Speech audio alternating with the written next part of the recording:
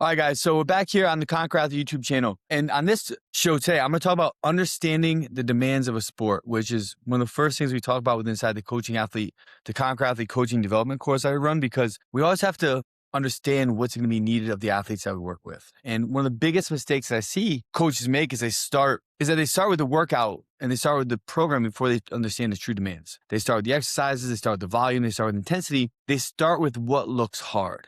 But if we are truly trying to develop athletes, the first question always has to be, what does the sport actually demand of the athlete? Because once we understand the demands of the sport, we can then reverse engineer in the training process, right? We can make better decisions around strength work, conditioning, skill development, fatigue management, progressions, and even how we communicate with that athlete, right? And that's the difference between writing workouts and then building athletes. So when I talk about the demands of the sport, I'm not just talking about the movements that show up in competition. I'm really trying to get you guys to think about what is that full picture, right? What are the energy systems that are being challenged? What movement patterns are being repeated?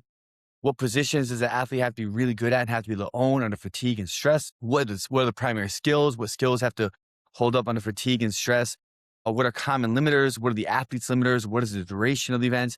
Duration of the total competition itself? What is the density of the work? How much interference exists between the different modalities? And what does the athlete need to be able to do in order to repeat bouts, repeat efforts, repeat intensities, repeat capabilities? So these are just a few things that I jotted down, but all things that hold a lot of water with what we have to think about when we're taking into account that full picture of writing a good program for this person around a specific sport, right? It matters because every sport has its own unique performance profile. Right? If we looked at a mixed modal sport, let's say CrossFit, the athlete has to be strong, powerful, skilled, aerobically developed, anaerobically capable, and able to transition between different tasks under fatigue. Right? And that's not the same training as a pure endurance athlete. It's not the same as a power lifter. It's not the same for a field sport athlete. It's not the same for a high rocks type athlete. There may be overlap, sure, but the demands are different. And if the demands are different, the training process has to be different as well. And that's really where the coaching is going to start. So before I rate a program for an athlete, I always want to understand, what are they preparing for? Are they preparing for the open, quarterfinals, semis? Are they games level athlete, high rocks, MMA, BJJ, boxing, Muay Thai, tactical games, baseball, basketball, what have you? Is there a specific test? Is there a specific season? Each one of these environments creates different demands, right? The open has a certain demand profile. It rewards broad capacity, pacing, movement efficiency, and the ability to handle intensity with accessible movements. Quarterfinals usually start to raise the demand around strength, gymnastics, and capacity, higher skill and density most of the time, right? Semifinals, supposedly going to raise it again. Now we're talking about higher complexity, heavier loads, higher absolute outputs, and the ability to recover across multiple events. So when I'm programming for an athlete, I'm not just asking, how do I make them tired? Or I really have to think about what qualities need to be built so this athlete can meet the demands of what they're trying to go to, where they're trying to get to, right? And that question can change everything, but it changes everything for the better. If the sport demands high skill under fatigue, then I have to progress skill under fatigue. I cannot just throw high skill movements into chaos on day one and call it sport specific, right? That's just kind of gambling with the fitness, gambling with the programming, hoping I land some unicorn that's going to adapt to anything that I do.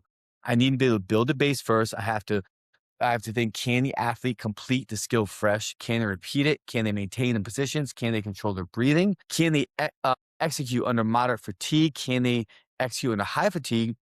And can they execute when there's transitions involved and different limiters, right? And all that progression matters. If the sport demands repeatability, then I need to train repeatability.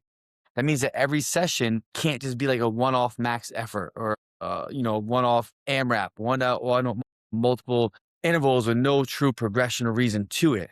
We have to learn how to produce, recover, and then produce again, right? And when we think about mixed modal athletes, this becomes a major part of the training process. You're not only there trying to raise their ceiling, you're trying to raise their ability to repeat efforts close to that ceiling. And that's very important to keep in mind.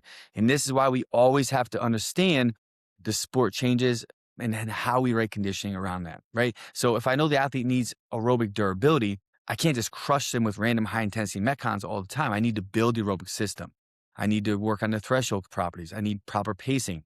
I need controlled intervals, sustained mixed modal pieces. I'm going to go to longer, low intensity work that supports recovery and gives them the base to tolerate more intense work as we move throughout the year. right? Because as the season progresses, I can then start to layer in more intensity, more density, and then more sport-specific fatigue with some chaotic properties to it. But the order matters, right? Because the demands of the sport help dictate the phases of training. We have to keep that in mind. Early in the year, I may need more foundational work. May need to build tissue tolerance, positions, strict strength, aerobic capacity, movement efficiency. I have to build these qualities that will allow the athlete to handle harder training later, right? Phase potentiation. Then I can move forward with more specific progressions, right? The strength may become strength endurance, the skill becomes skill under fatigue. My aerobic works and turn into threshold and mixed modal sustainability.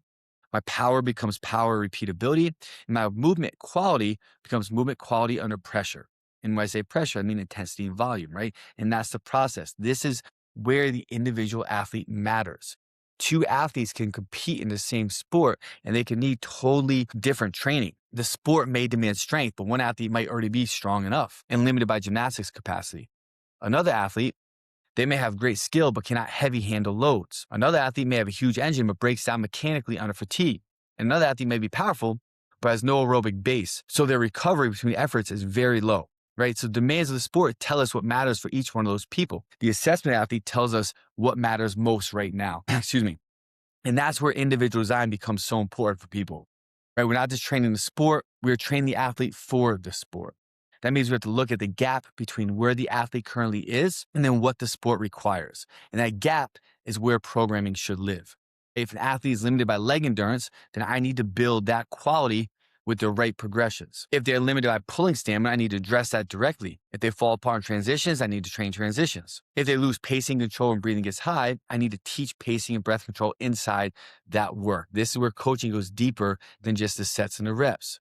Because once I understand the demands, I can also understand the cost. Because every quality that we train has a cost. Strength work has a cost. High intensity conditioning has a cost. Gymnastics volume has a cost, etc. You get the point with that, right? And if I do not understand the demands of the sport and I do not understand the current state of the athlete, I'm probably going to overload the wrong areas, underdose the ones that I need, or create interference that slows development, right? So we have to think about the programming has to connect to the demand. The dose has to be connected to the athlete, and the progression has to be connected to the goal. When I can understand the sport, I can make better decisions around all that, right? I know what to prioritize.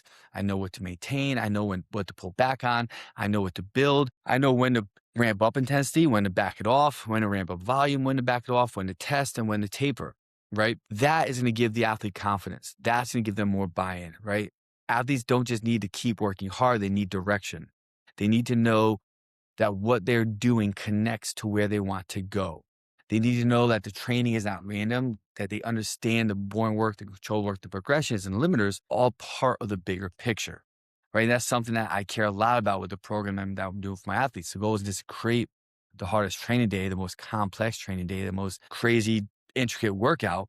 The goal is to create the most effective training process for them. Sometimes that means pushing. Sometimes that means pulling back. Sometimes it means building volume. Sometimes that means reducing volume, increasing intensity. Sometimes that means slowing the athlete down so they can actually develop more. Sometimes it means exposing them to the chaos of the sport so we can see what breaks down and what holds up. But none of those decisions are ever going to be random. They should not be random. They should come from understanding the sport, understanding the athlete, and understanding the adaptation we're trying to create, right? So if you are a coach, listen to this. Before you write your next training block, ask yourself a couple questions. What does the sport demand? What does the athlete currently have? Where is the biggest gap? What quality needs to be developed? What quality needs to be maintained? What is the cost of the training that I'm prescribing? And how I know if it's working? Those questions will make you a better coach because at the end of the day, programming is not about just filling in the week with hard workouts. It's about building a path for the athlete, a path where the athlete is right now to where the sport is going to demand from them when it matters most. Hope you guys found this informational. Understanding the demands is a huge part of writing a sound, lasting program for the people that you're working with. So if you did like this, you did find this interesting, give us a share, like. If you want to leave a comment, leave a comment. If you want to hear me talk about something specific, leave that there. And I'll see you guys on the next video.